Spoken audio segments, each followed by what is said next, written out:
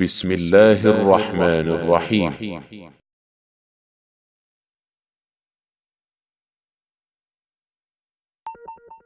Assalamu alaikum wa rahmatullahi wa barakatuh. Welcome to Ink TV. The question of the day from our brother Shamsuddin from South Africa. He said, is it allowed Islamically for me to work as a person who prints for nightclubs? I design the logo or anything to do with nightclub or things to that nature. Is that allowed in Islam? Islamically, we have a rule that says التعاون على البر والتقوى, and there's an ayah on this twice mentioned in Surah Al-Uqud, that we help and assist when it comes to birr, righteousness, and taqwa, piety. So you have to know that when you assist someone, even you're not the one doing it, you only assist someone or help someone to do something good, it's like you also doing it. If it is righteousness, you are also encouraging righteousness and you will be rewarded. الدال على الخير كفاعله, even if you guide someone to it. The same thing, if what you're doing has some attachment of piety to it, likewise you will be rewarded. So here, if you enjoy or you support or you aid someone in isyan, disobedience, or fusuq, disobedience as well, or rebelling against Allah subhanahu wa ta'ala, you also share the same reward. The same thing that the person will earn, if it is distraction, you will earn the same thing.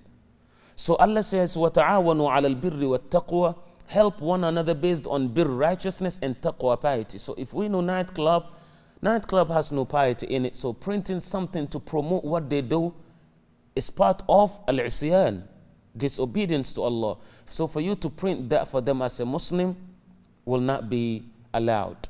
So this is what Allah subhanahu wa ta'ala. So if you do it printing anything in order for you to promote that, Allah subhanahu wa ta'ala will not be happy. I recall we have a brother Umar from Philadelphia. May Allah bless this brother. He called me a few days ago. He said, Brother Imam, I've listened to one of your breakfast after Salat al-Fajr. You know, sometimes I have a little talk that I give after Fajr. I named breakfast over the weekend. So he said, I listened to one, and what I heard from the companions that you illustrated and talked about today, that actually took my heart by surprise. And I'm actually a guard at a nightclub, and bismillah, mashallah, that brother is really strong. He said, from today, I will give my resignation letter and it's over with. Though I don't have a job, I will search for something else. I told the brother that should be the last. He said, it's over. And Allah subhanahu wa ta'ala had blessed the brother. So if Shaykh al-Islam ibn Taymiyyah used to say, Man taraka shay'an lillahi awadahu Allahu khairan min. Whoever leaves something for Allah, Allah will give him that which is better than it. So Brother Shamsuddin in South Africa and our brothers around the world, in Africa and Asia and wherever you are, always when you involve in haram, risk or haram job, wallahi, try to quit. If you're doing it really from your heart, the one who provided for that company to give you and write check for you every week, wallahi, he is the one who will give you better than that. And if Allah decides, you can be richer than the one who actually, employed you in that company. So brother, whatever you do, whether it's for marriages that has some haram in it, or you design something that has haram in it, we try our best to quit and seek rizq from Allah. He is Ar-Razzaq. Call him, oh Allah, I left this job because of your pleasure. And since you are Ar-Razzaq, please provide for me. Wallahi, you will see what the sustainer will do for you as Ar-Razzaq. Remain blessed, you and your family.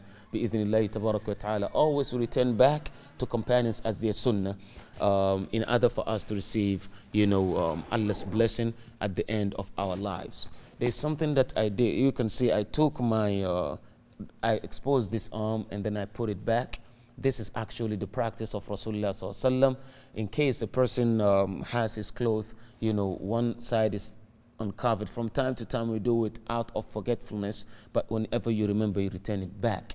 Just like when you wear shoes, you cannot remove one and you have the other one on. Like let's say the right is off and you still have the left one on. It's not actually appropriate. Prophet ﷺ said either you put them together or you remove them together. So either I take this and then both are out, or I remove them both. So that's what came to the mind, and we did that out of following the sunnah of Rasulullah sallallahu alaihi wasallam. And this is an opportunity for me to seize for those who have the mohawk, what do you call it, haircut, or if that's how y'all call it, we have a name for it, but Ink will refuse to bring it here today.